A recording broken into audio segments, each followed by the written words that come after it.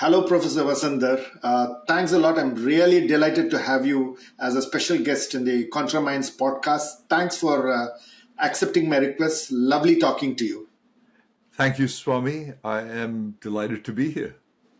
Uh, so let me, first, I just wanted to talk to you about your own journey into how did you get into AI, and how is really the journey from where you started, and what does the Center for Data Science do today? Uh, the journey, uh, as many things in life are, this was pure serendipity. I had no idea what I wanted to do in life. I was like 22, 23 years old. Was in graduate school in Pittsburgh, and I was in the computing center writing up a little program for one of my professors to implement some decision-making algorithm he'd come up with called the analytic hierarchy process. And this senior PhD student comes to me and says, "Hey, there's this professor who's like expert in artificial intelligence. He's built the world's first medical diagnostic system. I'd like him to offer a doctoral seminar. Can you come along? I need to show some strength in numbers." And I said, like, sure, like, what is AI? And he said, it's about making computers smart. And I said, oh, that sounds great. Let's go.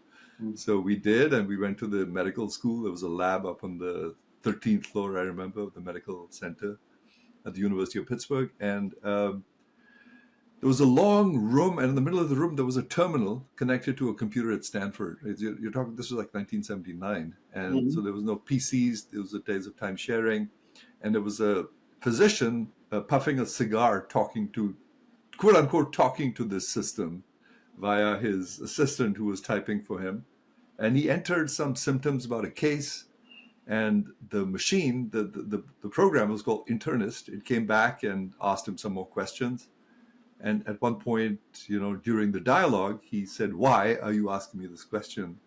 And Internist said, "Because the evidence you've given me so far is consistent with the following hypotheses, and this will help me discriminate between the top two." And I was just blown away by that. It just completely, blew my mind to see a computer behaving in that way. My previous interactions with computers had been, writing Fortran programs to solve, complex differential equations, iteratively, as part of my chemical engineering days in IIT. So this was just like, blew my mind to see a machine having a dialogue with a human like this and discussing a case. And it was clear that it wasn't following some sort of pre-specified logic, but it was actually sensitive to context, and so that's what totally blew me away. And and then we were waiting for the prof to get off the phone. He was in his office, and then we went in, and he was like just so sweet, to us, and said he'd be delighted to offer the course.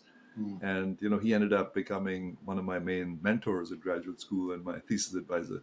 So if that's how I sort of landed in AI, it was actually through medical diagnosis. And he introduced me to another pioneer in AI called Herbert Simon, who was actually a Nobel laureate who had won the Nobel Prize for Economics, and he was one of the people who coined the term artificial intelligence. So he introduced me to Simon, and that sort of set me along this path that has, that's what set me going. And then, so when I was graduating, I was looking for a job, and, I walked down Washington Square south along the park for my job interview. And I thought, hey, this would be kind of a cool place to live.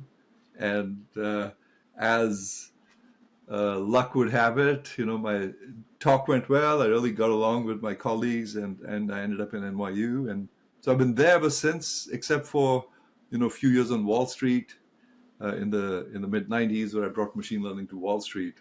Yeah. And so I've been fortunate to have been, I guess, what some people call a pracademic. I'm an academic. I'm sort of a researcher, but I get to actually try my ideas out and make them work in practice.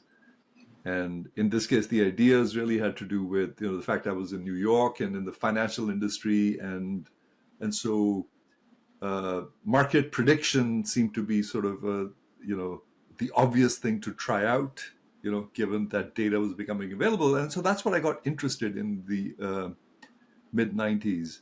Okay. Went to Wall Street, took a bunch of my PhD students along, and set up the first machine learning based hedge fund.